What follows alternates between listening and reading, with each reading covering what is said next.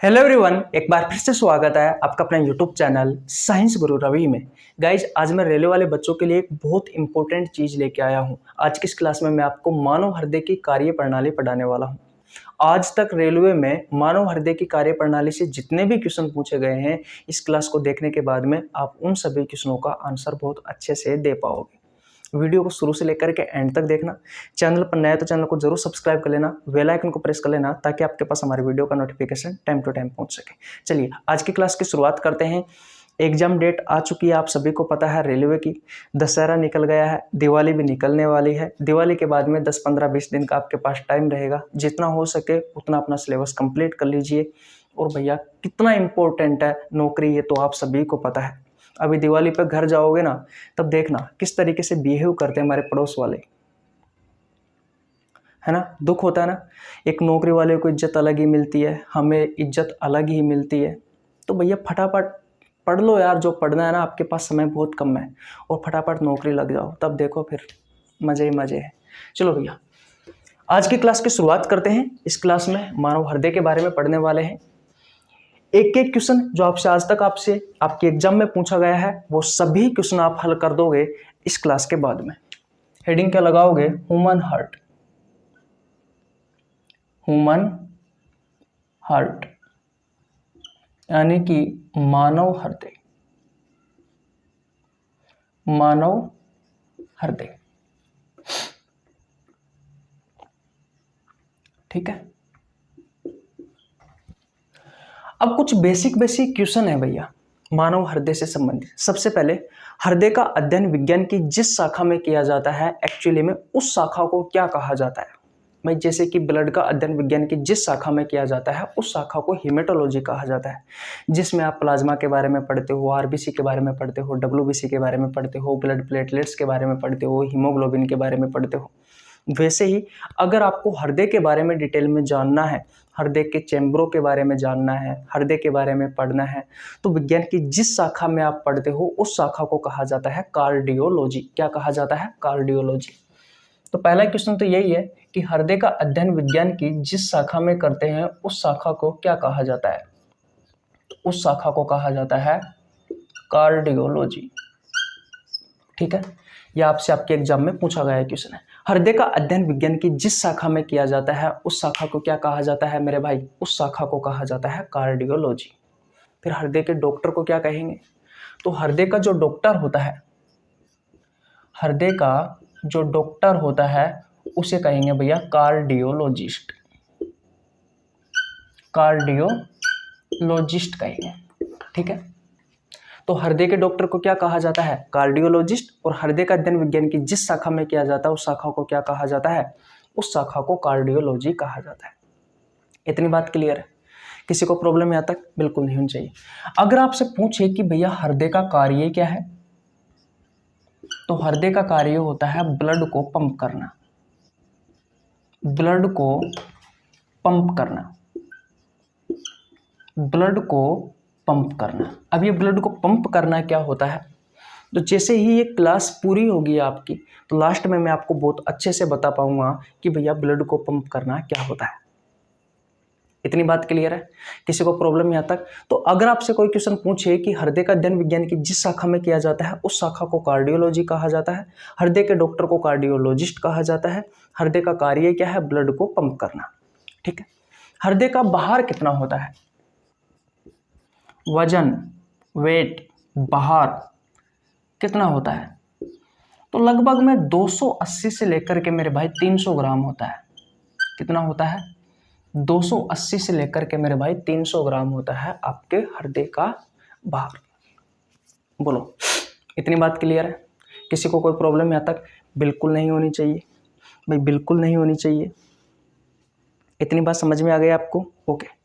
अब याद रखना, आपका जो हृदय होता है वो एक मस्कुलर ऑर्गन है। मस्कुलर ऑर्गन का मतलब क्या है? एक मांसपेशीय अंग है। जिस तरीके से आपकी जो जीभ होती है वो पूरी मांस की बनी हुई होती है, ठीक वैसे ही आपका जो हृदय होता है वो भी मांस का बना हुआ होता है। तो हम कह सकते हैं कि हृदय आपका एक मस्कुलर ऑर्गन है, यानी कि एक मांसपेशीय अंग है, ठीक है।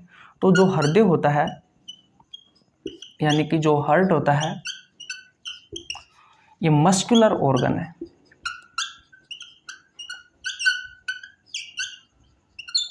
ठीक है। एक मांसपेशीय अंग है, ये आपके एग्जाम के क्वेश्चन है भैया, मांसपेशीय अंग है, ठीक है। इतनी बात समझ में आ गई। अब लोकेशन की बात करते हैं कि भैया आपका हृदय एक्चुअली में कहाँ उपस्थित होता है। भैया मेरी बातों को अगर ध्यान से सुनोगे तो सब चीज़ें आपको समझ में आएगी, लेकिन मेरी बातों को ध्यान से नहीं समझा तो आपको कुछ भी समझ में नहीं आएगा। ये जो मैं सामने लिख रहा हूँ एक एक पॉइंट, ये आपके एग्जाम में पूछे गए सवाल है।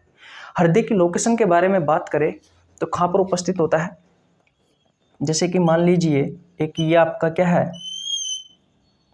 ये एक लंग्स है, दायां लंग्स, और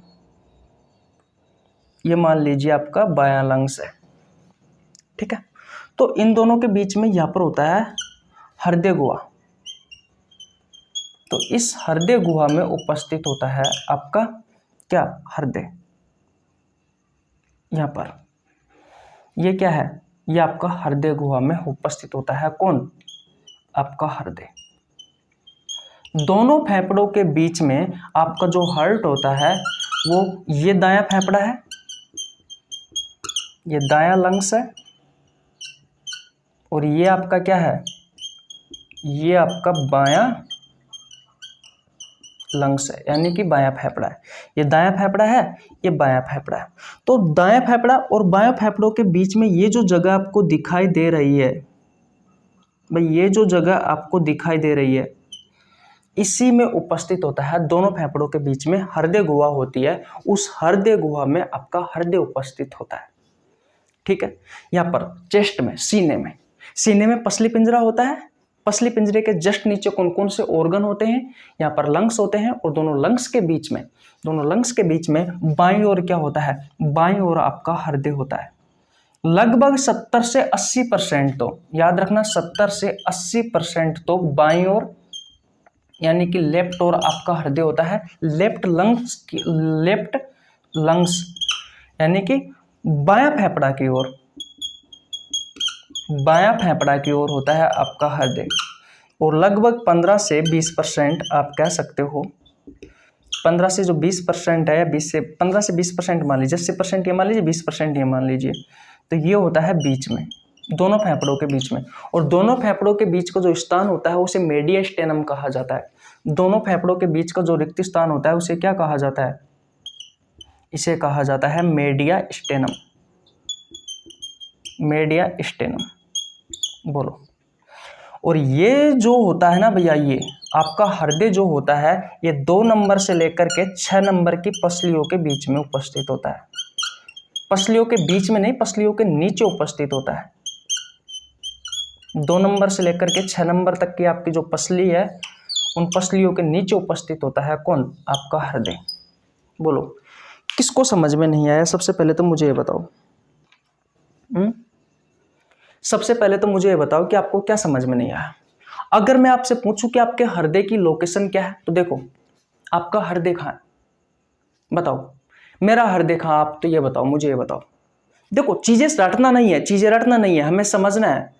चाहे टाइम लग जाए कोई दिक्कत नहीं है, चाहे 1 घंटे से भी ज्यादा की क्लास हो जाए तो कोई दिक्कत नहीं है, लेकिन भैया हमें समझ में आना चाहिए। जो चीज हम पढ़ रहे हैं उसके बारे में आपको समझ में नहीं आएगा तो फिर मतलब क्या, एग्जाम में सही क्वेश्चन कैसे होंगे।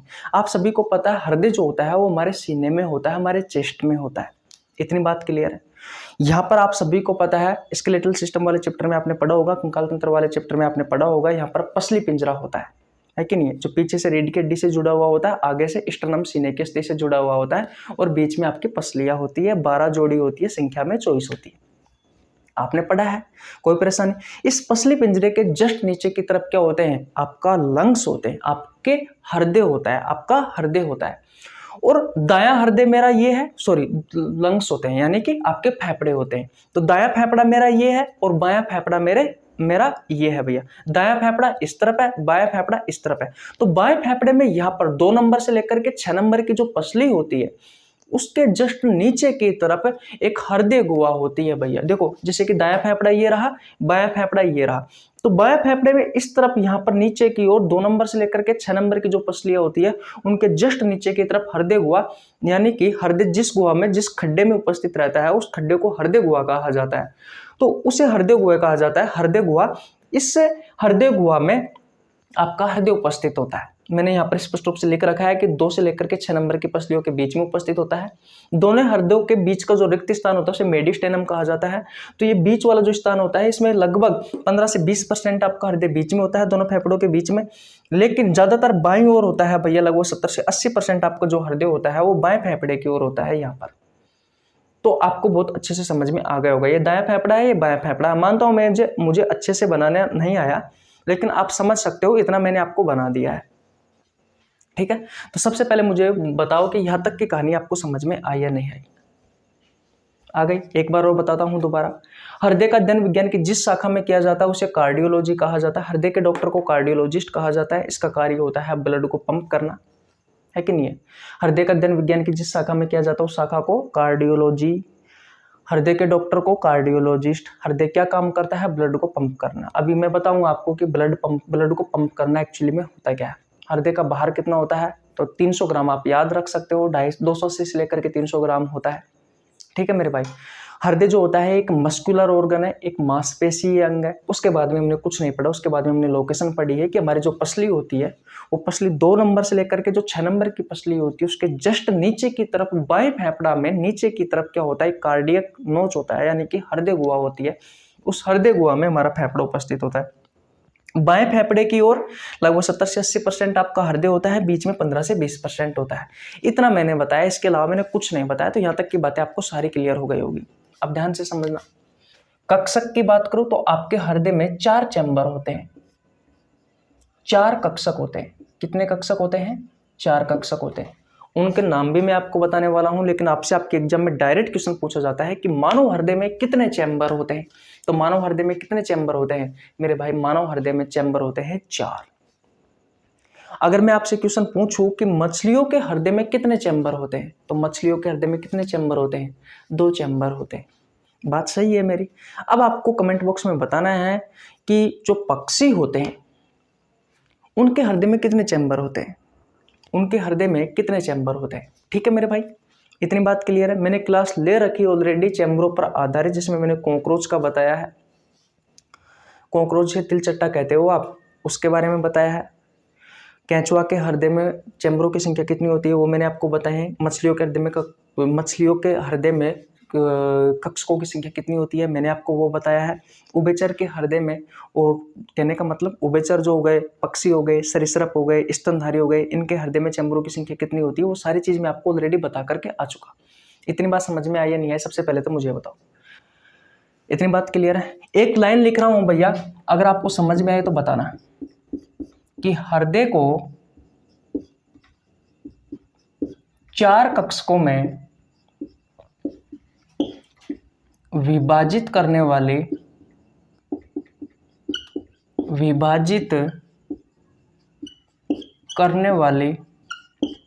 मांसपेशी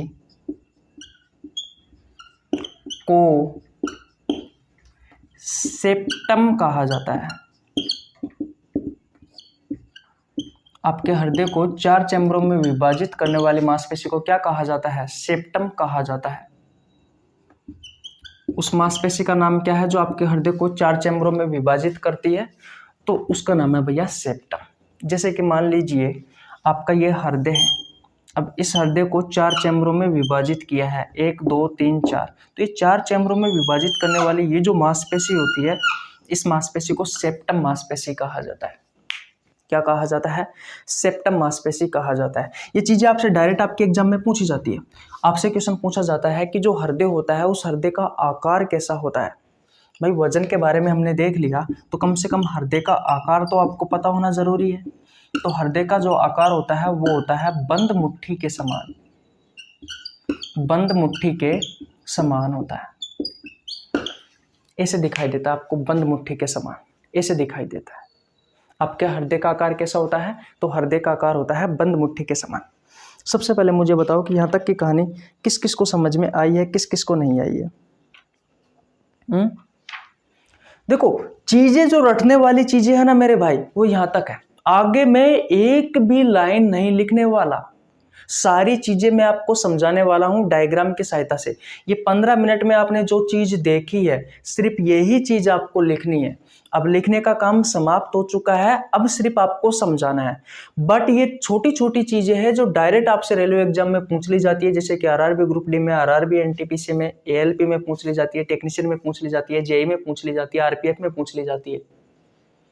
बताओ, यहां तक किसी को कोई प्रॉब्लम है क्या भैया? सबसे पहले मुझे ये बताओ, अगर मैं आपसे पूछूं कि हृदय में कितने कक्षक होते हैं, तो 4 कक्षक होते हैं। चारों कक्षकों के नाम लिखने वाला हूं, सारी चीज बताने वाला हूं। आपके हृदय को 4 चैम्बरों में विभाजित करने वाली मांसपेशी को क्या कहा जाता है? सेप्टम कहा जाता है। इसका आकार कैसा होता है? इसका आकार बंद मुट्ठी के समान होता है। हृदय की लोकेशन आपको समझ में आ गई।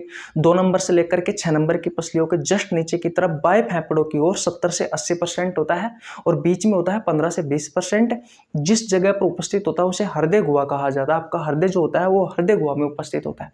दोनों फेफड़ों के बीच का जो रिक्त स्थान होता है उसे मेडियास्टेनम कहा जाता है। उसके अलावा छोटी चीजें मैंने बताई है, जैसे कि अध्ययन, कार्डियोलॉजी, डॉक्टर, कार्डियोलॉजिस्ट, कार्य, ब्लड को पंप करना है, इसको मैं बाद में समझाऊंगा। हृदय का वजन कितना होता है, तो 200 से लेकर के 300 ग्राम होता है। हृदय एक मांसपेशी अंग है। जिस तरीके से हमारी जीभ जो होती है वो एक मस्कुलर ऑर्गन है, एक मांसपेशी अंग है, पूरी मांस की बनी हुई है, वैसे ही आपका हृदय जो होता है वो मांस का बना हुआ होता है। इतनी बात क्लियर है? हृदय में चैम्बर होते हैं भैया, कक्षक होते हैं। कितने? 4। इसके अलावा हृदय में कपाट भी होते हैं, दरवाजे भी होते हैं, उनकी संख्या भी 4 होती है। चलो वो चीज मैं आपको बाद में बता दूंगा, पहले ये बताओ यहाँ तक की कहानी समझ में आई या नहीं आई? आ गई है मेरे भाई? तो स्क्रीनशॉट ले लीजिए, स्क्रीनशॉट ले लेना भैया। अब जो चीजें मैं आपको समझाने वाला हूँ वो बहुत ज्यादा इंपॉर्टेंट है, ध्यान से समझना मेरे भाई। एक एक क्वेश्चन आपका क्लियर हो जाएगा। मिटा दो इसको। ओके, देखो आपको पता है लास्ट क्लास में मैंने मेंस्ट्रुअल साइकिल के बारे में आपको पढ़ाया था। तो मेंस्ट्रुअल साइकिल में अगर आपको प्रॉब्लम है तो भैया लास्ट क्लास देख लेना मेरे भाई। उससे पहले मैंने आपको मेल रिप्रोडक्टिव सिस्टम भी पढ़ाया था, फीमेल रिप्रोडक्टिव सिस्टम भी पढ़ाया था, उनमें भी प्रॉब्लम है तो जाकर के देख लेना। और मैंने एक क्लास भैया ब्लड ग्रुप से संबंधित भी डाली थी। अगर आपको ब्लड ग्रुप में कोई प्रॉब्लम है तो वैसे तो 5-6 घंटे की क्लास होती है ब्लड ग्रुप की। पूरा चैप्टर जो होता है ब्लड ग्रुप वाला चैप्टर कम से कम 6 घंटे में पढ़ाया जाता है, लेकिन मैंने वहां पर आपको सारी चीजें 1 घंटे में समझाई है, 1 घंटा और 10 मिनट में। अगर आप देख लोगे तो मैं गारंटी के साथ वादा करता हूं कि रेलवे में आपका एक भी क्वेश्चन नहीं छूटेगा। चलो अब ध्यान से समझना। चलो मैं आपको छोटी सी चीज और बताता हूं। आपका जो ब्लड होता है ना, ब्लड, मैंने आपको पहले भी बताया है ये चीज। आपका जो ब्लड होता है वो ब्लड 2 प्रकार का होता है। एक ऐसा ब्लड जिसमें ऑक्सीजन गैस की मात्रा ज्यादा है और कार्बन डाइऑक्साइड गैस की मात्रा कम है, तो ऐसे ब्लड को कहा जाता है प्योर ब्लड, यानी कि शुद्ध रक्त। ठीक है, तो आज के बाद में अगर मैं आपसे कहूं इस क्लास में या किसी भी क्लास में कि मैं शुद्ध रक्त के बारे में बात कर रहा हूं, तो आपको यह पता होना जरूरी है कि शुद्ध रक्त ऐसा रक्त होता है जिसमें ऑक्सीजन गैस की मात्रा ज्यादा होती है और कार्बन डाइऑक्साइड गैस की मात्रा नगण्य के बराबर होती है, यानी कि बहुत कम होती है। लेकिन अगर मैं आपसे कहूं इम्प्योर ब्लड के बारे में, इम्प्योर ब्लड के बारे में कहूं, यानी कि अशुद्ध रक्त के बारे में कहूं, तो अशुद्ध रक्त क्या होता है? ये ऐसा रक्त होता है, ऐसा ब्लड होता है जिसमें कार्बन डाइऑक्साइड गैस की मात्रा तो अधिक होती है और ऑक्सीजन गैस की मात्रा कम होती है। इसे ऑक्सीजनेटेड ब्लड भी कहा जाता है, इसे डीऑक्सीजनेटेड ब्लड भी कहा जाता है। ऑक्सीजन युक्त रुधिर, ऐसा रक्त जिसमें ऑक्सीजन गैस की मात्रा ज्यादा है और कार्बन डाइऑक्साइड गैस की मात्रा कम है, इसलिए ऑक्सीजनेटेड ब्लड। डीऑक्सीजनेटेड ब्लड, ऐसा ब्लड जिसमें कार्बन डाइऑक्साइड गैस की मात्रा ज्यादा है और ऑक्सीजन गैस की मात्रा कम है। शुद्ध रक्त, ऐसा रक्त जिसमें ऑक्सीजन गैस की मात्रा ज्यादा है, कार्बन डाइऑक्साइड गैस की मात्रा कम है। अशुद्ध रक्त, इम्प्योर ब्लड, ऐसा रक्त जिसमें कार्बन डाइऑक्साइड गैस की मात्रा ज्यादा है और ऑक्सीजन गैस की मात्रा कम है। बोलो समझ में आ गया? अगर आज के बाद में आपसे क्वेश्चन पूछूं कि भैया शुद्ध रक्त क्या होता है, तो ऐसा रक्त जिसमें ऑक्सीजन गैस की मात्रा ज्यादा हो और कार्बन डाइऑक्साइड गैस की मात्रा कम हो। अगर मैं आपसे अशुद्ध रक्त के बारे में पूछूं कि अशुद्ध रक्त क्या होता है, तो ऐसा रक्त होता है जिसमें कार्बन डाइऑक्साइड गैस की मात्रा ज्यादा होती है और ऑक्सीजन गैस की मात्रा कम होती है। सिंपल सी बात है, कोई दिक्कत यहाँ तक बिल्कुल नहीं होनी चाहिए। स्क्रीनशॉट ले लेना भैया, काम की चीजें हैं। अब भैया अब कुछ नहीं पढ़ना हमें, अब डायग्राम बनाना है और चीजें समझनी है। चले भैया मैं स्लाइड चेंज कर देता हूं। चले भैया आगे, बोलो किसी को प्रॉब्लम यहाँ तक? बिल्कुल नहीं होनी चाहिए। अब मेरी बातों को ध्यान से समझना। अब मैं हृदय का चित्र बना रहा हूँ, लेकिन ऐसा नहीं बना रहा जो आपकी किताबों में दिया गया है। मैं एक रफली डायग्राम बना रहा हूँ, यानी कि ऐसा डायग्राम बना रहा हूँ जो आपको समझने में आसानी रहे। भाई हृदय का जो कार्य है वो आपको समझने में आसानी रहे, है कि नहीं है? तो मैं ऐसा डायग्राम बनाता हूँ आपके सामने। वैसे मैं आपको लिखवा के आ चुका पहले कि हृदय जो होता है उसका आकार बंद मुट्ठी के समान होता है। गूगल पर सर्च करके देख लेना, हार्ट आपने देखा भी होगा किस तरीके से हृदय की संरचना होती है कि नहीं? अब भाई हम कॉम्पिटिटिव एग्जाम की तैयारी कर रहे हैं तो हमें तो कार्य पता होना जरूरी है, डायग्राम तो बनाना नहीं होता हमें, है कि नहीं है? तो हम रफली डायग्राम बनाएंगे, ठीक है? ध्यान से समझना मेरे भाई। जैसे कि मान लीजिए ये आपका हृदय का डायग्राम मैंने आपको बना दिया। अब आप सोच रहे होंगे ये हृदय का कहाँ है, तो अभी हो जाएगा। ये रही भैया आपकी सेप्टम मांसपेशी जो आपके हृदय को 4 चैम्बरों में विभाजित करती है। ये क्या है? ये है भैया सेप्टम मांसपेशी। सेप्टम मसल्स जो आपके हृदय को 4 चैम्बरों में विभाजित करती है। एक चैम्बर ये हो गया, दूसरा चैम्बर ये हो गया, तीसरा चैम्बर ये हो गया, चौथा चैम्बर ये हो गया। तो सबसे पहले तो आपको इन चैम्बरों के नाम पता होना जरूरी है कि भाई ये चैम्बरों के नाम क्या है। अब देखो राइट साइड कौन सी है? ये वाली साइड है और ये मेरी लेफ्ट साइड है। तो वैसे ही राइट साइड ये वाली है भैया, ठीक है? तो ये कौन सी है? ये राइट साइड है। तो ये वाला जो चैम्बर होता है इसे कहा जाता है राइट एट्रियम। राइट एट्रियम, बोलो किसी को प्रॉब्लम यहाँ तक? बिल्कुल नहीं होनी चाहिए। इसे हिंदी में लिखा जाता है दायां आलिंद, ठीक है? और ये वाला जो चैम्बर होता है इस वाले चैम्बर को कहा जाता है लेफ्ट एट्रियम, यानी कि बायां आलिंद, ठीक है? ये वाला जो चैम्बर होता है, ये वाला, इस वाले चैम्बर को कहा जाता है राइट वेंट्रिकल, बायां निलय। सही लिखा है क्या मैंने? ये बायां निलय, बोलो सही लिखा है मैंने? अरे भैया गलत लिखा है, यहाँ पे आएगा दायां निलय, दायां निलय, ठीक है? और ये वाला जो चैम्बर होता है ये वाला होता है लेफ्ट वेंट्रिकल, यानी कि बायां निलय। तो मैंने आपको कहा था कि आपके हृदय में 4 चैम्बर होते हैं। कितने चैम्बर होते हैं? 4 चैम्बर होते हैं। ये रहे आपके सामने। आपके हृदय को 4 चैम्बरों में विभाजित करने वाली मांसपेशी कौन सी है? तो सेप्टम मांसपेशी है जो आपके हृदय को 4 चैम्बरों में विभाजित कर रही है। 1 2 3 4। इस वाले चैम्बर को क्या कहा जाता है? राइट एट्रियम, दायां आलिंद कहा जाता है। इस वाले चैम्बर को क्या कहा जाता है? राइट वेंट्रिकल, यानी कि दायां निलय कहा जाता है। इतनी बात क्लियर है? इस वाले चैम्बर को लेफ्ट एट्रियम यानी कि बायां आलिंद कहा जाता है और इस वाले चैम्बर को क्या कहा जाता है? लेफ्ट वेंट्रिकल यानी कि बायां निलय कहा जाता है। आपके एग्जाम के क्वेश्चन बता रहा हूं। आपके एग्जाम में क्वेश्चन पूछा जाता है कि सबसे बड़ा और सबसे मजबूत चैम्बर कौन सा होता है? ये आपके एग्जाम का क्वेश्चन है। क्वेश्चन क्या है? हृदय का कौन सा चैम्बर सबसे बड़ा वह मजबूत होता है? बताओ बताओ, आपके एग्जाम का क्वेश्चन है मेरे भाई। आपके हृदय का सबसे बड़ा और सबसे मजबूत चैम्बर कौन सा होता है? तो ये होता है मेरे भाई लेफ्ट वेंट्रिकल। कौन सा होता है? लेफ्ट वेंट्रिकल, यानी कि बायां निलय। ये आपके एग्जाम का क्वेश्चन है भैया और इम्पोर्टेंट क्वेश्चन है।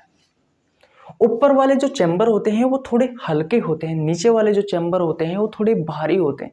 इसका पता भी आपको होना जरूरी है। इतनी बात क्लियर है? तो आपके हृदय में कितने चैम्बर है? आपके हृदय में कितने कक्षक है? आपके हृदय में कितने कक्षक है, कितने चैम्बर है? तो आपके हृदय में भैया 4 चैम्बर है। कौन कौन से हैं? पहला चैम्बर ये रहा राइट एट्रियम दायां अलिंद, फिर दाईं तरफ भैया ये है राइट वेंट्रिकल यानी कि दायां निले, इस तरफ ऊपर वाला है लेफ्ट एट्रियम यानी कि बायां अलिंद, और ये वाला है लेफ्ट वेंट्रिकल यानी कि बायां निले।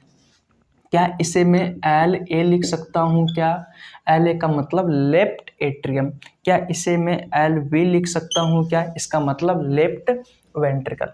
इसे मैं आर वी लिख सकता हूँ? क्या राइट वेंट्रिकल। क्या मैं इसे आर ए लिख सकता हूँ? क्या यानी कि राइट एट्रियम।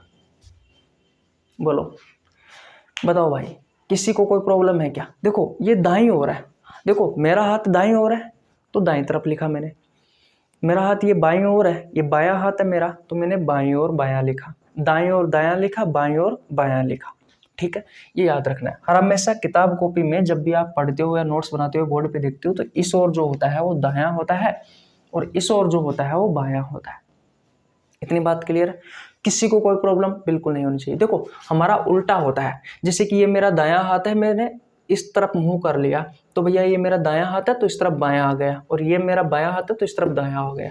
लेकिन मैं अगर ऐसे देखता हूं तो जैसा मेरा दायां है वैसे ही मेरे हृदय के चैम्बर है भैया। अब देखो मैं ऐसे खड़ा हूं तो मेरे हृदय के चैम्बर भी तो ऐसे ही होंगे, तो दायां ये है बायां ये है, बात खत्म, सिंपल सी बात है। तो दायां आलिंद दायां निले, बायां आलिंद बायां निले, सबसे बड़ा व सबसे मजबूत कक्षक बायां निले होता है, 4 चैम्बर होते हैं। इतनी बात क्लियर है? किसी को कोई प्रॉब्लम यहाँ तक बिल्कुल नहीं होनी चाहिए।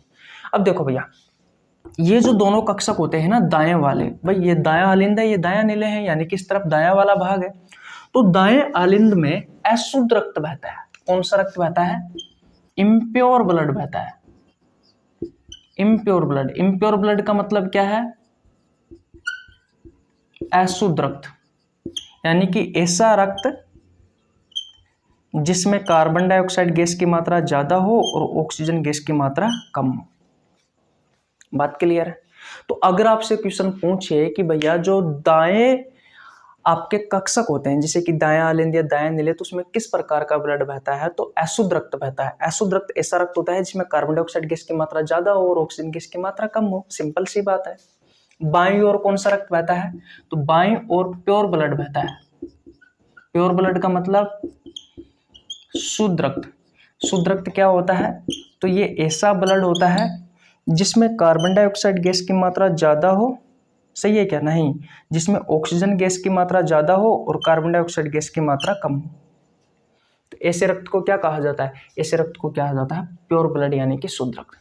इतनी कहानी समझ में आई या नहीं आई? सबसे पहले मुझे बताओ, आपको हृदय के कक्षकों के नाम याद हो गए? दायां आलिंद दायां निले, बायां आलिंद बायां निले, 4 चैम्बर होते हैं। सबसे बड़ा व सबसे मजबूत कक्षक कौन सा होता है? ये होता है भैया बायां निले यानी कि लेफ्ट वेंट्रिकल। ठीक है, दाईं ओर जो कक्षक होते हैं उनमें अशुद्ध रक्त बहता है, ऐसा रक्त जिसमें कार्बन डाइऑक्साइड गैस की मात्रा ज्यादा हो और ऑक्सीजन गैस की मात्रा कम हो। और बाईं ओर जो होते हैं उनमें प्योर ब्लड बहता है यानी कि शुद्ध रक्त बहता है, ऐसा रक्त बहता है जिसमें ऑक्सीजन गैस की मात्रा ज्यादा हो और कार्बन डाइऑक्साइड गैस की मात्रा कम हो। इतनी बात क्लियर है? किसी को प्रॉब्लम यहाँ तक बिल्कुल नहीं होनी चाहिए। अब मैं इनको मिटा रहा हूँ भैया, ये तो आपको समझ में आ गया। ये चीजें नोट कर लेना, नोट वाली चीजें है मेरे भाई, ये चीजें नोट करने वाली चीजें है, इनको नोट कर लेना। ठीक है, अब देखो, अब मैं आपको कुछ चीजें और बता रहा हूं। अब वाल्व के बारे में बता रहा हूं मैं आपको, दरवाजों के बारे में।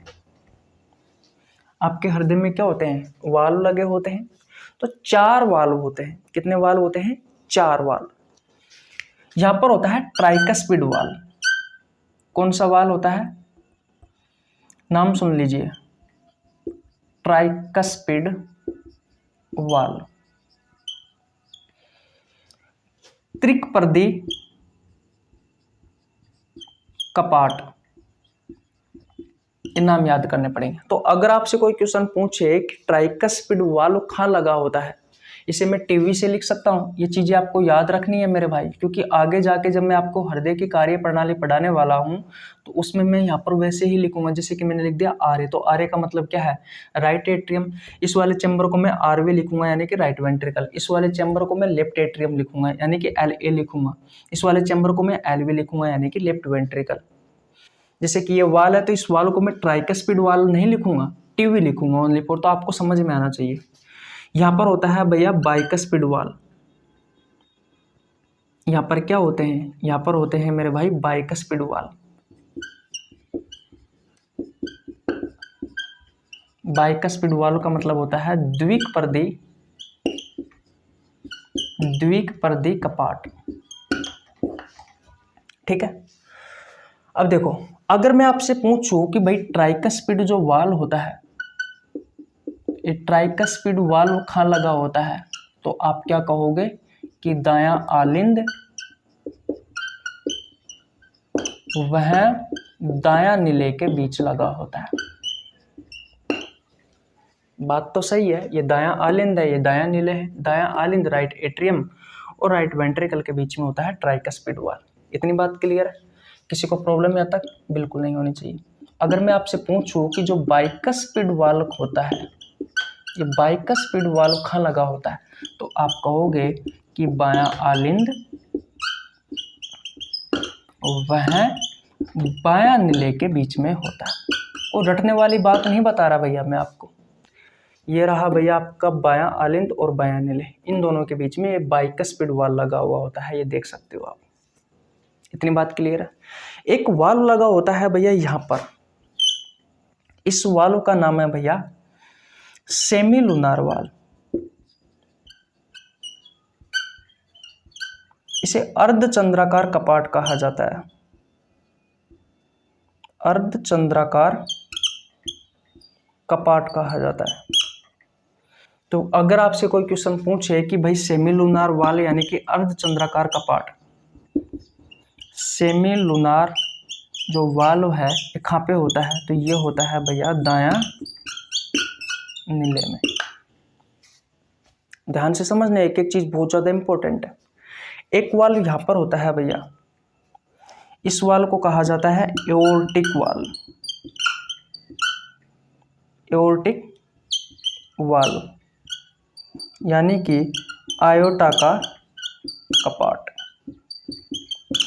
तो अगर आपसे क्वेश्चन पूछे कि एओर्टिक जो वाल्व होता है ये कहाँ लगा होता है, तो ये एओर्टिक वाल्व जो होता है ये होता है बायां नीले में। तो अब आपके हृदय में 4 वाल्व होते हैं। कितने वाल्व होते हैं? 4 वाल्व। एक होता है ट्राइकस्पिड वाल्व, से त्रिक कपाट कहा जाता है, जो लगा होता है दायां आलिंद और दायां नीले के बीच में। एक होता है बाइकस्पिड वाल्व, से द्विक कपाट कहा जाता है, जो बायां आलिंद और बायां नीले के बीच में लगा हुआ होता है। एक होता है दायां नीले में राइट वेंट्रिकल में, इसे सेमिलुनार वाल्व कहा जाता है, अर्धचंद्राकार कपाट कहा जाता है। एक होता है बायां नीले में लेफ्ट वेंट्रिकल में, ये रहा एओर्टिक वाल्व या आयोटा का कपाट। बोलो क्या ये 4 चैम्बर आपको समझ में आए या नहीं आए? 4 चैम्बरों में ये जो 4 कपाट थे, ये जो 4 वॉल्व थे, ये आपको समझ में आए या नहीं आए? देखो वाल्व क्यों लगे होते हैं, ये इस तरीके से लगे हुए होते हैं, इस तरीके से ये हृदय को विपरीत दिशा में जाने से रोकते हैं, इस तरीके से लगे हुए होते हैं। तो अगर नीचे से प्रेशर आएगा तो ये से बंद हो जाते हैं। तो हर हमेशा याद रखना क्यों लगे हुए होते हैं ये वाल्व, हृदय को विपरीत दिशा में जाने से रोकते हैं। तो मैं एक छोटी सी लाइन यहाँ पर ऐड कर देता हूँ कि जो वाल्व होते हैं वो ब्लड को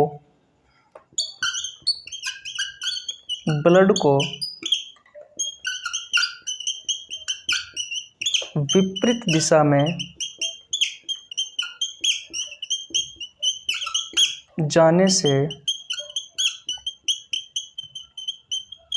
रोकते हैं। ठीक है, बोलो यहां तक किसी को कोई प्रॉब्लम? यहां तक किसी भाई को कोई प्रॉब्लम? बिल्कुल नहीं होनी चाहिए। अब देखो ये सारी चीजें आपको पता होना जरूरी है मेरे भाई, ये चीजें आपको पता होना जरूरी है। अगर ये चीज आपने याद कर ली तो अगली क्लास में, अगली जब स्लाइड में मैं आपको जो चीजें समझाने वाला हूं वो सारी चीजें आपको समझ में आ जाएगी मेरे भाई। लेकिन अगर आपको ये चीजें नहीं पता है तो फिर आपको कुछ समझ में नहीं आएगा। दोबारा से समझाता हूं, आपके हृदय में 4 कक्षक होते हैं। एक राइट एट्रियम से दायां आलिंद कहा जाता है, ये वाला होता है राइट वेंट्रिकल दायां नीले, ये वाला होता है लेफ्ट एट्रियम बायां आलिंद, ये वाला होता है लेफ्ट वेंट्रिकल यानी कि बायां नीले। ठीक है, 4 वाल्व लगे होते हैं, ये 4 चैम्बरों के नाम बताए हैं मैंने।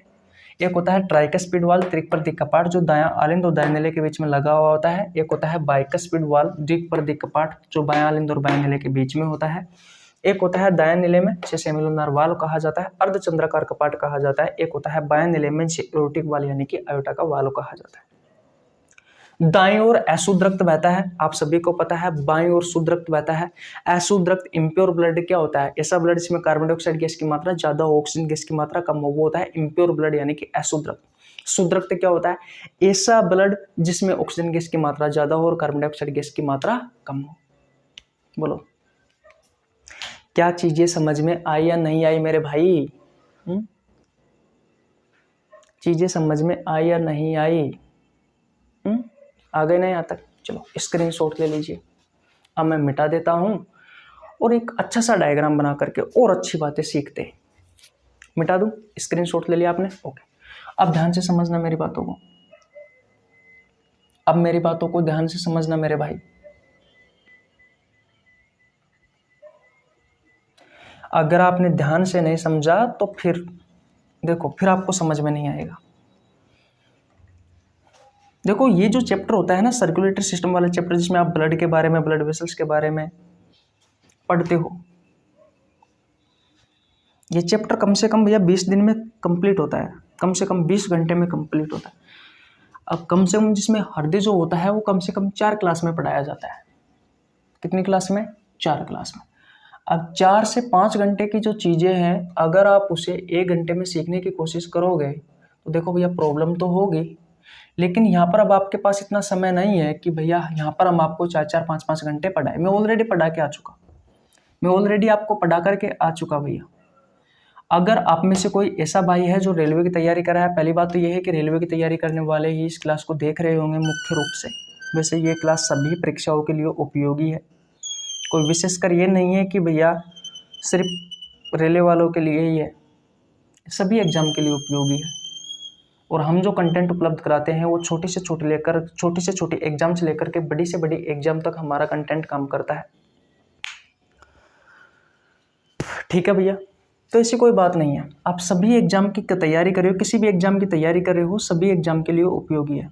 तो मैं आपसे कह रहा था कि अगर आप में से जो भी भाई रेलवे की तैयारी कर रहे हैं तो उनको मैं बता दूं, 1 फरवरी से मैंने एक बैच की शुरुआत की थी रेलवे वाले बच्चों के लिए। उस बैच का नाम है जनशताब्दी एक्सप्रेस बैच, जिसमें मैंने 2016 से लेकर के 2023 तक रेलवे ग्रुप डी में, एनटीपीसी में, एलपी टेक्नीशियन में, आरआर विजय में, आरपीएफ में जितने भी क्वेश्चन पूछे गए हैं वो सभी क्वेश्चन, एग्जाम की डेट और एग्जाम का नाम लिखा है, एग्जाम की डेट लिखी है, प्रत्येक क्वेश्चन को कॉन्सेप्ट के साथ में समझाया है। 2016 से लेकर के 2023 तक जितने भी क्वेश्चन पूछे गए हैं वो सभी क्वेश्चन भैया मैंने उस बैच में करवाए हैं।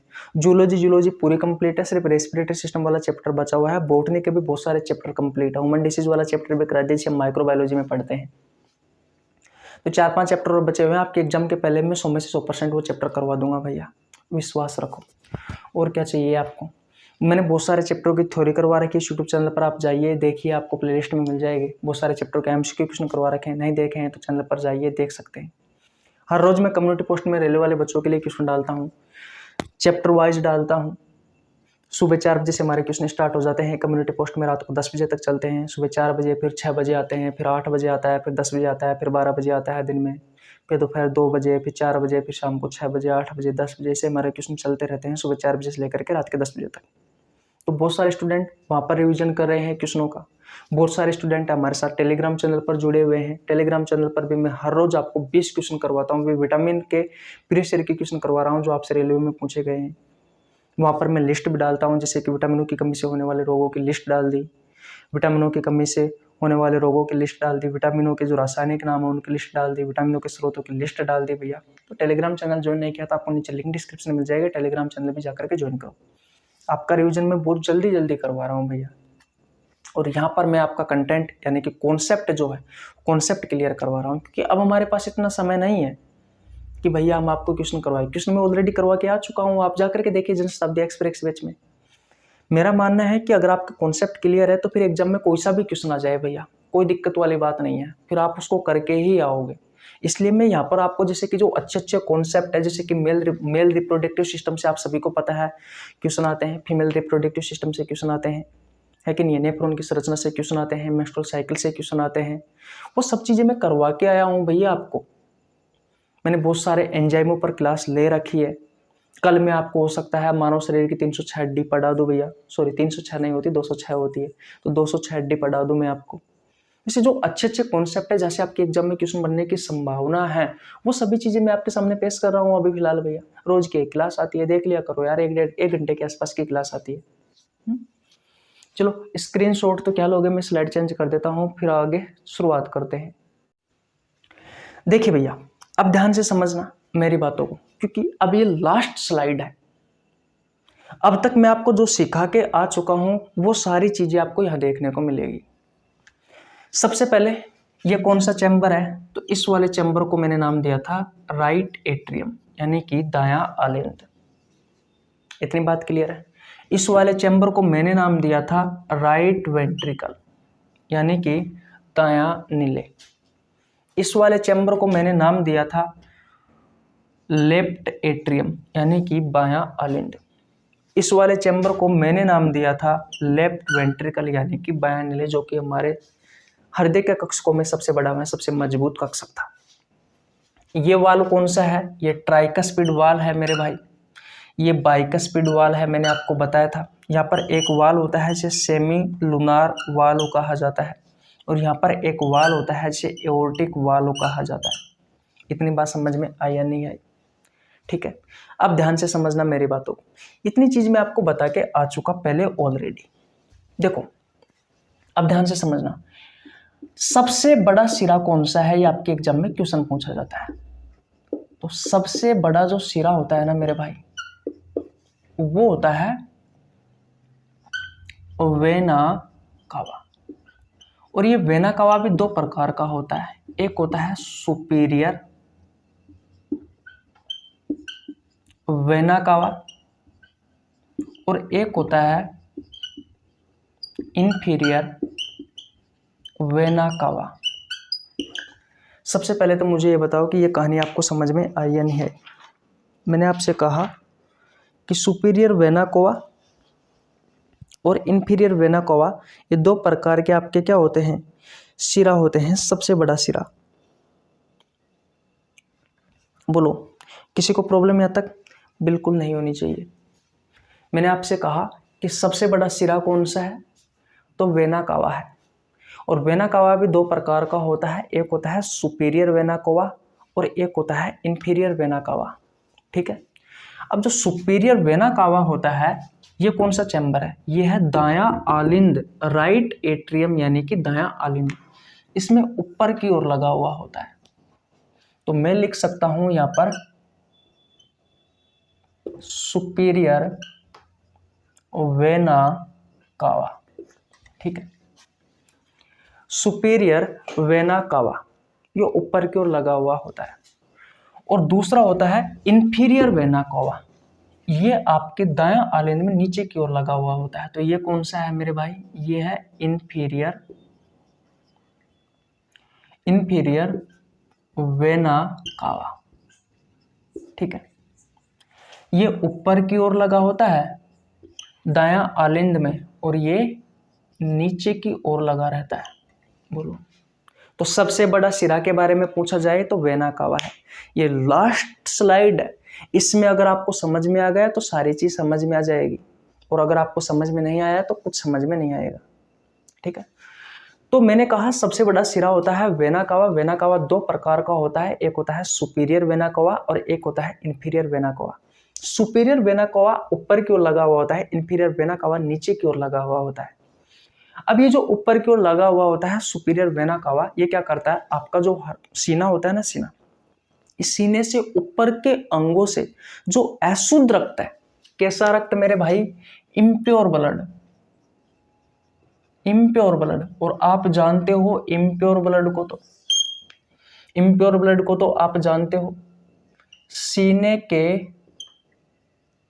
ऊपर के अंगों से, और ये है भैया नीचे की तरफ सीने के, अभी आपको नीचे लिख दूंगा मैं, हाँ, तो सीने के ऊपर के अंगों से, सीने के ऊपर के अंगों से जो सुपीरियर वेना कावा होता है वो इम्प्योर ब्लड लेकर के आता है।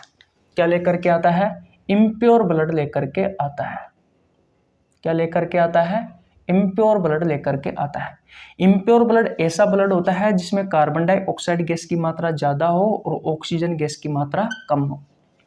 इतनी बात क्लियर है? जिसमें कार्बन डाइऑक्साइड गैस की मात्रा ज़्यादा हो और ऑक्सीजन गैस की मात्रा कम हो। तो सीने के ऊपर के अंगों से जो अशुद्ध रक्त है वो भैया सुपीरियर वेना कावा के द्वारा हमारे हृदय के दायां आलिंद में आ चुका है। अब सीने के नीचे के जितने भी अंग हैं उन सभी अंगों से इंफीरियर वेना कावा, ये है सीने के नीचे के अंग। मैंने यहाँ पे लिख दिया ना, नीचे लिख दिया, तो नीचे के अंगों से ये जो इंफीरियर वेना कावा होता है ये अशुद्ध रक्त को, किसको? अशुद्ध रक्त को। अशुद्ध रक्त ऐसा रक्त होता है जिसमें कार्बन डाइऑक्साइड गैस की मात्रा ज़्यादा होती है और भैया ऑक्सीजन गैस की मात्रा कम होती है। तो ये सीने से नीचे के जितने भी अंग हैं उन सभी अंगों से ये इंफीरियर वेना कावा है, ये अशुद्ध रक्त को कहाँ तक पहुँचाता है? ये आपके दायां आलिंद तक पहुँचाता है। कहाँ तक पहुँचाता है? दायां आलिंद तक, राइट एट्रियम तक, दायां आलिंद तक पहुँचाने का काम करता है। ये क्या है? ये दायां आलिंद है भैया आपका, ये राइट एट्रियम यानी कि दायां आलिंद है। इसमें कौन सा रक्त आया है? इसमें ऐसा रक्त आया है जिसमें कार्बन डाइऑक्साइड गैस की मात्रा ज़्यादा हो और ऑक्सीजन गैस की मात्रा कम हो। इतनी बात क्लियर है? किसी को प्रॉब्लम यहाँ तक बिल्कुल नहीं होनी चाहिए। ये सारी चीज़ें में समझ में आ गई। दायां आलिंद और दायां नीले, राइट एट्रियम और राइट वेंट्रिकल, राइट एट्रियम और राइट वेंट्रिकल, दायां आलिंद और दायां नीले के बीच में ट्राइकस्पिड वाल्व लगा होता है। इस वाल्व की सहायता से ये अशुद्ध रक्त कहाँ पे पहुंच जाता है? राइट वेंट्रिकल में पहुंच जाता है, दाएं नीले में पहुंच जाता है। तो ये जो ब्लड है भैया ये इन वाल्व की सहायता से कहाँ जाता है? इसमें आ जाता है, इसमें राइट वेंट्रिकल में, दायां नीले में।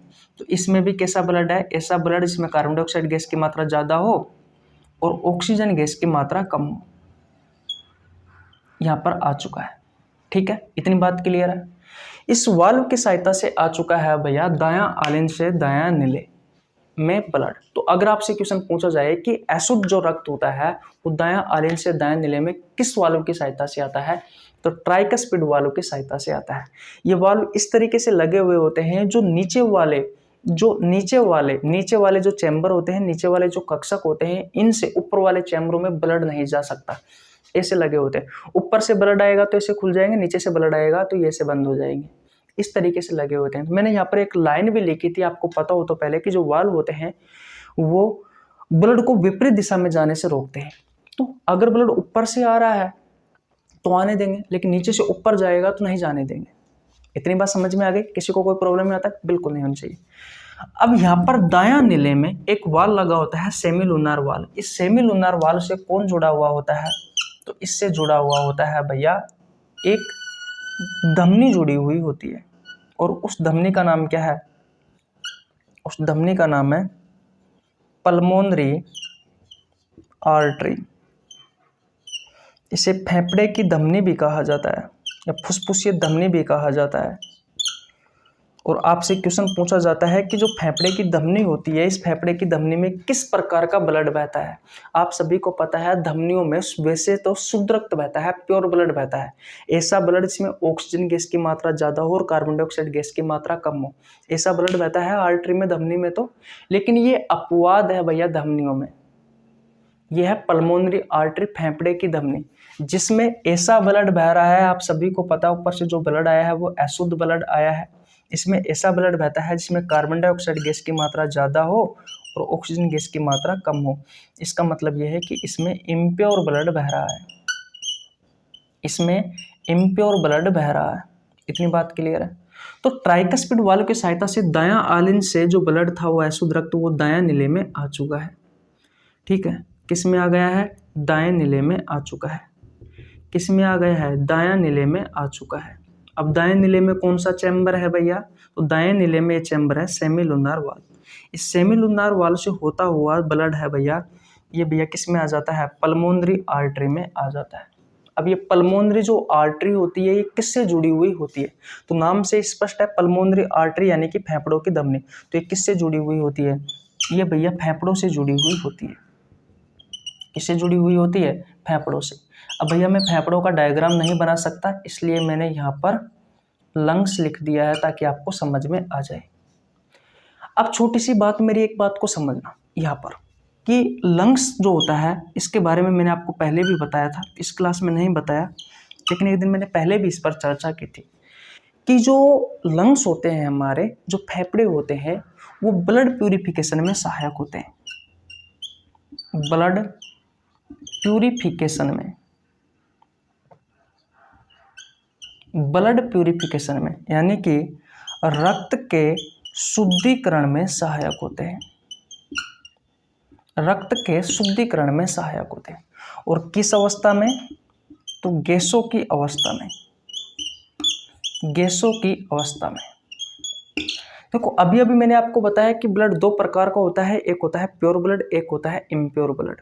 तो याद रखना आपके जो फेफड़े होते हैं वो जो इम्प्योर ब्लड होता है, जो इम्प्योर ब्लड होता है, अब आप सभी को पता है इम्प्योर ब्लड ऐसा ब्लड होता है जिसमें कार्बन डाइऑक्साइड गैस की मात्रा ज़्यादा हो और ऑक्सीजन गैस की मात्रा कम हो।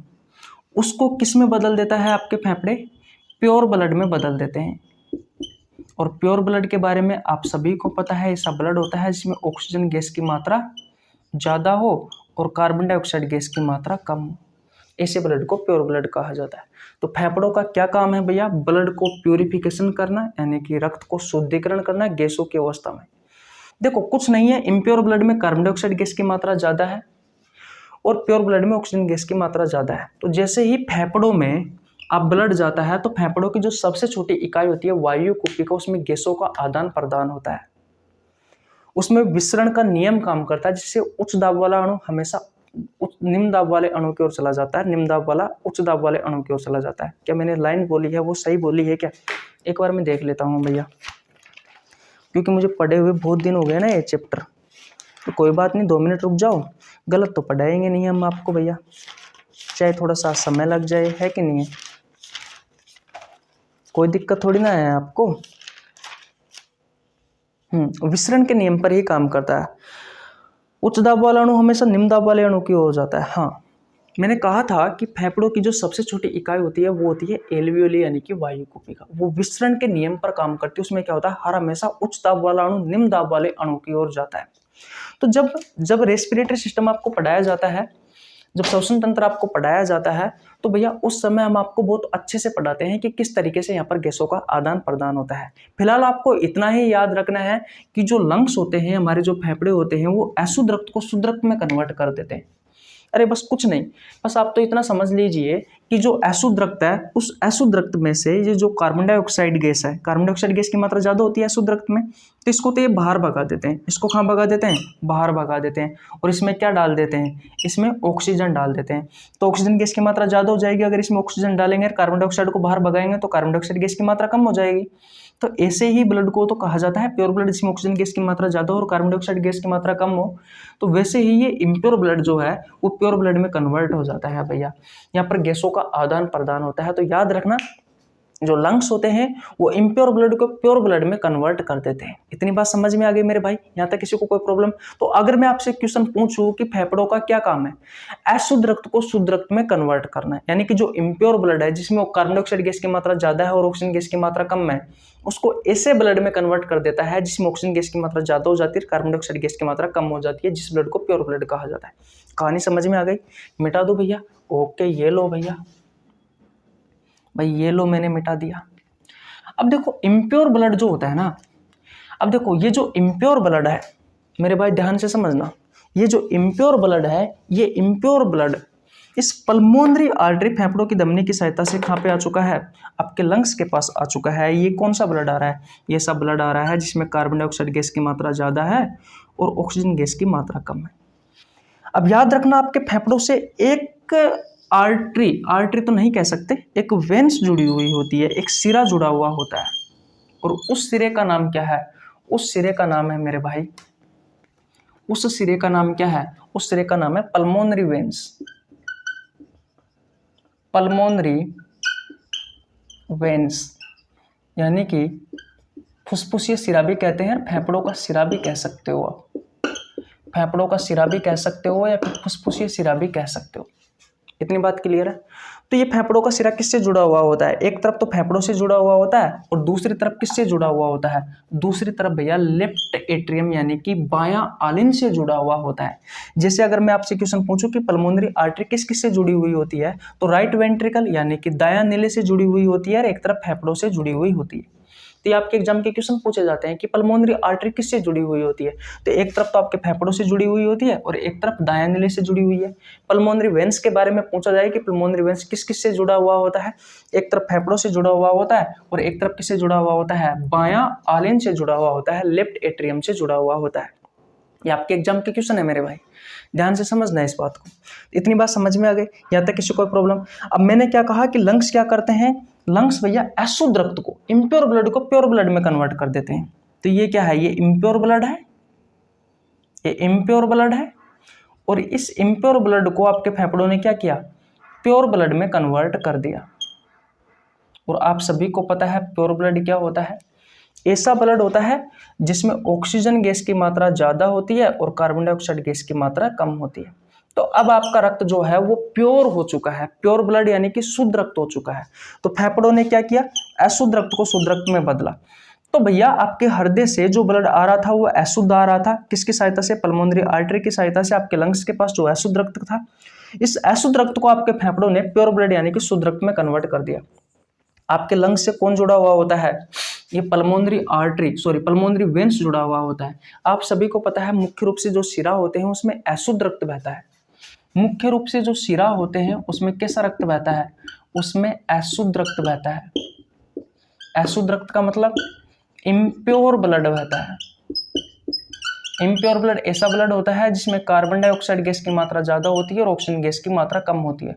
लेकिन ये अपवाद है मेरे भाई, जैसे ये अपवाद थी ना आर्टरी, वैसे ही ये अपवाद होता है पल्मोनरी वेन्स, फेफड़ों का सिरा, जिसमें कैसा ब्लड बह रहा है? जिसमें प्योर ब्लड बह रहा है। ऐसा ब्लड जिसमें ऑक्सीजन गैस की मात्रा ज़्यादा हो और कार्बन डाइऑक्साइड गैस की मात्रा कम हो। इस वजह से यहाँ से आपके एग्जाम में क्वेश्चन पूछे जाते हैं कि पल्मोनरी वेन्स में किस प्रकार का ब्लड बहता है, तो अशुद्ध रक्त बहता है। ऐसा रक्त, सॉरी पल्मोनरी वेन्स में शुद्ध रक्त बहता है। ऐसा रक्त इसमें ऑक्सीजन गैस की मात्रा ज़्यादा हो और कार्बन डाइऑक्साइड गैस की मात्रा कम हो। तो इसकी सहायता से अब ब्लड कहाँ पहुँच जाएगा भैया? इस पल्मोनरी वेन्स की सहायता से ब्लड कहाँ पहुँच जाएगा? इसकी सहायता से वापिस चला जाएगा मेरे भाई, कहाँ पे? आपके हृदय के कक्षक में, हृदय के कक्षकों में। और किस कक्षक में जाएगा? तो लेफ्ट एट्रियम। इसका मतलब क्या है भैया? बायां आलिंद में चला जाएगा। ठीक है, ये बायां आलिंद में आ गया। अब ये जो ब्लड आया है ये ऐसा ब्लड आया है जिसमें ऑक्सीजन गैस की मात्रा तो ज़्यादा है और कार्बन डाइऑक्साइड गैस की मात्रा कम है, और इसे क्या कहा जाता है? इसे प्योर ब्लड कहा जाता है। ठीक है, तो प्योर ब्लड आ चुका है किसमें? लेफ्ट एट्रियम में यानी कि बायां आलिंद में। मैंने भी तो आपसे यही कहा था कि दाईं ओर जो ब्लड बहता है वो अशुद्ध रक्त बहता है, लेकिन बाईं ओर जो ब्लड बहता है वो शुद्ध रक्त बहता है। इतनी बात क्लियर है? अब भैया यहाँ पर बाइकस्पिड वाल लगे होते हैं, तो बाइकस्पिड वाल की सहायता से ये जो ब्लड है ये कहाँ पहुँच जाएगा भैया? लेफ्ट वेंट्रिकल में पहुँच जाएगा, यानी कि बायां नीले में पहुँच जाएगा। और बायां नीले में भी एक वाल लगा होता है जिस वाल को क्या कहा जाता है? एओर्टिक वाल। अब इस एओर्टिक वाल से कौन जुड़ा हुआ होता है? इस एओर्टिक वाल से जुड़ा हुआ होता है मेरे भाई सबसे बड़ी धमनी। कौन जुड़ी हुई होती है? सबसे बड़ी धमनी जुड़ी हुई होती है। सबसे बड़ी धमनी जुड़ी हुई होती है। इसे क्या कहा जाता है? इसे एओर्टा कहा जाता है। ओटा या आयोटा कहा जाता है। ओटा या फिर आयोटा कहा जाता है। और इससे वापस जिन शरीर के अंगों से ब्लड आया है वापस उन्हीं शरीर के अंगों के पास भैया ये शुद्ध रक्त चला जाएगा। ये शुद्ध रक्त वापस जिन अंगों के पास से आया है ये ब्लड अशुद्ध होकर के वो वापस आपके शरीर के अंगों के पास चला जाएगा। तो वापस आपके शरीर के अंगों के पास चला जाएगा मेरे भाई। तो आपने देखा कि आपके हृदय में 2 बार ब्लड आ रहा है। 2 बार ब्लड आ रहा है कि नहीं है भाई? 2 बार ब्लड आता है आपके हृदय में। देखो, एक बार तो ये आया और फिर वापस निकल करके आपके फेफड़ों के पास चला गया, फिर दोबारा आपके हृदय में ब्लड आया। तो इस वजह से इसे कहा जाता है, हमारा जो हृदय होता है वो दोहरा परिसंचरण तंत्र होता है। पढ़ा होगा ना आपने, एकल परिसंचरण तंत्र, दोहरा परिसंचरण तंत्र, अधूरा परिसंचरण तंत्र। तो अगर आपसे आपके हृदय के बारे में पूछा जाए तो बता देना दोहरा परिसंचरण होता है भैया आपके हृदय में। ठीक है, डबल सर्कुलेशन होता है, दोहरा परिसंचरण होता है। इसमें 2 बार ब्लड आता है आपके हृदय में और 2 बार ही आपके हृदय से जाता है। चलो मैं आपका एक बार और रिवीजन करवाता हूँ भैया। स्लाइड चेंज कर देता हूँ। देखिए भैया, ध्यान से समझना, एक बार मैं आपका फिर दोबारा से रिवीजन करवाता हूँ। ये सारी कहानी मैं आपको फिर दोबारा से समझाता हूँ। अब तक आपने वीडियो को लाइक नहीं किया तो वीडियो को लाइक कर दीजिए, आपके छोटे भाई के लिए एक प्यारा सा कमेंट कर दीजिए, उसके बाद मैं दोबारा समझाऊंगा। वीडियो को लाइक कर दिया, अब प्यारा सा कमेंट करो, एक कर दिया। वैसे तो आप करते नहीं हो यार, आपका चैनल है भाई, कर लिया करो और सब्सक्राइब भी कर लेना, ठीक है। अब ध्यान से समझना, मैंने क्या कहा कि सबसे बड़ा जो सिरा होता है वो होता है वेना कावा। ये वेना कावा 2 प्रकार का होता है, एक सुपीरियर वेना कावा और एक इंफीरियर वेना कावा। जो सुपीरियर वेना कावा होता है वो आपके दायां आलिंद में ऊपर की ओर लगा हुआ होता है, जो सीने से ऊपर के जो ऑर्गन है उन अंगों से अशुद्ध रक्त को लेकर के आता है। अशुद्ध रक्त आप अच्छे से जानते हो, ऐसा रक्त होता है जिसमें कार्बन डाइऑक्साइड गैस की मात्रा ज़्यादा हो और ऑक्सीजन गैस की मात्रा कम हो। ये काम हो गया सुपीरियर वेना कावा का। नीचे की तरफ उपस्थित होता है इंफीरियर वेना कावा, जो सीने से नीचे के जितने भी ऑर्गन हैं उन सभी अंगों से अशुद्ध रक्त को आपके हृदय के दायां आलिंद तक पहुंचाने का काम करता है। अब ये अशुद्ध रक्त कहाँ पे आ गया है? दायां आलिंद में आ चुका है। दायां आलिंद और दायां निले के बीच में ट्राइकस्पिड वाल लगा होता है, जो हृदय को विपरीत दिशा में जाने से रोकता है। आपके दायां निले में क्या आ चुका है? दायां निले में आपका ब्लड आ चुका है दायां आलिंद से। इतनी बात क्लियर है। दायां नीले में मेरे भाई एक वाल लगा होता है, सेमिलुनार वाल। इस सेमिलुनार वाल की सहायता से पल्मोनरी आर्टरी, फेफड़ों की धमनी जुड़ी हुई होती है। वैसे धमनियों में मैं आपको बता दूं आर्टरी में शुद्ध रक्त बहता है, लेकिन ये अपवाद है, इसलिए इसमें अशुद्ध रक्त बहता है। तो आपसे पल्मोनरी आर्टरी के बारे में क्वेश्चन पूछा जाता है कि इसमें किस प्रकार का ब्लड बहता है, तो अपवाद है, इसमें अशुद्ध रक्त बहता है। किस किस से जुड़ी हुई होती है? ये दायां नीले से और आपके फेफड़ों से जुड़ी हुई होती है। तो ये आपके दायां नीले से आपका जो ब्लड होता है, अशुद्ध रक्त होता है, उस अशुद्ध रक्त को आपके फेफड़ों तक पहुंचाने का काम करती है। इतनी बात क्लियर है? किसी को प्रॉब्लम यहाँ तक नहीं होनी चाहिए। लंग्स का काम क्या है? इम्प्योर ब्लड को प्योर ब्लड में कन्वर्ट करना, अशुद्ध रक्त को शुद्ध रक्त में कन्वर्ट करना। तो ये इम्प्योर ब्लड था, इसको प्योर ब्लड में बदल दिया, ठीक है, शुद्ध रक्त में बदल दिया। शुद्ध रक्त ऐसा रक्त होता है जिसमें ऑक्सीजन गैस की मात्रा ज्यादा हो और कार्बन डाइऑक्साइड गैस की मात्रा कम हो। आपके फेफड़ों से कौन जुड़ा हुआ होता है? पल्मोनरी वेन्स जुड़ा हुआ होता है, यानी कि फेफड़ों का सिरा जुड़ा हुआ होता है। सिराएं जो होती है उनमें मुख्य रूप से भैया अशुद्ध रक्त बहता है, ऐसा जिसमें कार्बन डाइऑक्साइड गैस की मात्रा ज्यादा हो और ऑक्सीजन गैस की मात्रा कम हो। लेकिन ये अपवाद है पल्मोनरी वेन्स, फेफड़ों का सिरा, जिसमें शुद्ध रक्त बहता है। और ये शुद्ध रक्त फेफड़ों से कहाँ पे पहुंचाता है? बायां आलिंद में पहुंचाता है, लेफ्ट एट्रियम में पहुंचाने का काम करता है। तो फेफड़ों के सिरे से भी आपके एग्जाम में क्वेश्चन पूछे गए हैं, रेलवे ग्रुप डी में, एनटीपीसी में, एलपी टेक्नीशियन में, आरआरबी जेईई में, तो ये चीजें आपको पता होना जरूरी है। अब भैया बायां आलिंद में क्या आ चुका है? आपका प्योर ब्लड आ चुका है, ऐसा ब्लड जिसमें ऑक्सीजन गैस की मात्रा ज्यादा हो और कार्बन डाइऑक्साइड गैस की मात्रा कम हो। बायां आलिंद और बायां नीले के बीच में बाइकस्पिड वाल लगा होता है। ये बाइकस्पिड वालों की सहायता से बायां आलिंद से बायां नीले में क्या आ जाता है? ब्लड आ जाता है। बायां नीले में जैसे ही ब्लड आता है तो मैंने कहा कि ये हृदय का सबसे बड़ा और सबसे मजबूत चैम्बर होता है मेरे भाई। इस बायां नीले में, ये जो बायां नीले होता है, इस बायां नीले में एक वाल होता है, इसे एओर्टिक वाल या आयोटा का वाल भी कहा जाता है। तो जो सबसे बड़ी धमनी होती है इसे महाधमनी कहा जाता है, इसे ओटा, जिसका नाम क्या है? ओटा है। ओटा या आयोटा कहते हैं। वैसे महाधमनी भी कहते हैं कि जो सबसे बड़ी धमनी होती है वो महाधमनी होती है। ये महाधमनी इस आयोटिक वाल से जुड़ी हुई होती है, एओर्टिक वाल से, आयोटा का जो वाल होता है इससे जुड़ी हुई होती है। तो यहाँ पे जो शुद्ध रक्त आया है, ये शुद्ध रक्त को, ये जो सबसे बड़ी धमनी होती है, जिन अंगों के पास से अशुद्ध रक्त आया है वापस उन अंगों के पास भेजने का काम करती है। इतनी बात क्लियर है? तो आपने देखा कि आपके हृदय में 2 बार ब्लड आया, इसलिए हमारे हृदय को कहा जाता है डबल सर्कुलेशन, यानी कि दोहरा परिसंचरण कहा जाता है। कि हमारे हृदय में किस प्रकार का सर्कुलेशन होता है? तो दोहरा परिसंचरण होता है, डबल सर्कुलेशन होता है। इतनी बात क्लियर है? अब मैंने आपको शुरुआत में एक चीज बताई थी मेरे भाई कि ब्लड को पंप करना हृदय का कार्य होता है।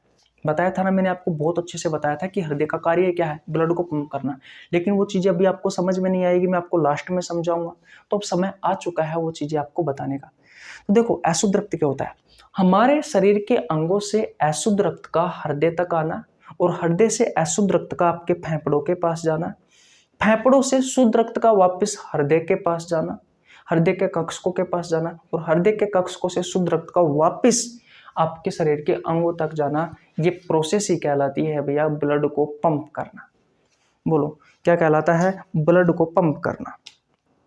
बोलो, कुछ नहीं है। आपके शरीर के अंगों से अशुद्ध रक्त पहले आपके हृदय के पास आया, हृदय से अशुद्ध रक्त आपके फेफड़ों के पास गया, लंग्स के पास गया, लंग्स से शुद्ध रक्त आपके हृदयों के पास आया, हृदय के कक्षकों के पास आया, और हृदय के कक्षकों से वापस ये शुद्ध रक्त है ये आपके शरीर के अंगों के पास गया। तो ये सारी जो प्रोसेस हो रही है, इस प्रोसेस को ही कहा जाता है ब्लड को पंप करना। तो कुछ इस तरीके से हमारे हृदय लगातार ब्लड पंप करता रहता है, और हमारे शरीर के अंगों से ये अशुद्ध रक्त आपके हृदय में आता रहता है, हृदय से फेफड़ों में जाता है, फेफड़ों में ब्लड का शुद्धिकरण होता है और वापस हृदय में जाकर के आपके शरीर के अंगों के पास चला जाता है।